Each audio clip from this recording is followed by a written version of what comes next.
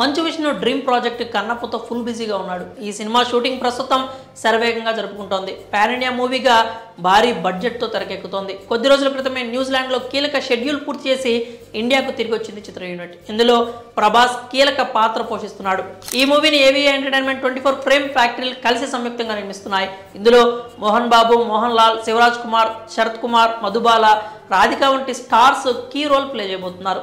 Visual వండర్గా తెరకెక్కుతున్న ఈ movie ఈ ఏడాది ఆఖరున రిలీజ్ చేసే అవకాశాలు ఉన్నాయి. అయితే ఇప్పుడు ఇంట్రెస్టింగ్ న్యూస్ అయితే హల్చల్ చేస్తోంది. ఈ మూవీలో శివుడిగా ప్రభాస్ నటిస్తున్నట్లు టాక్ వినిపించగా, పార్వతీదేవిగా నయనతార కనిపించబోతున్నట్లు గతంలో బజ్ నడిచింది. అయితే ఇప్పుడు ఆమె ప్లేస్లో కొత్త పేరు వినిపిస్తోంది.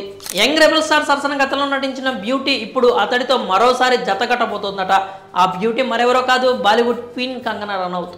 ఆమెను పార్వతీదేవి క్యారెక్టర్ కోసం ఎంపిక చేసినట్లు వార్తలు వినిపిస్తున్నాయి. ఇది నిజమైతే ఈ జంట మళ్ళీ 15 సంవత్సరాల తర్వాత జతకట్టబోతోందనమాట.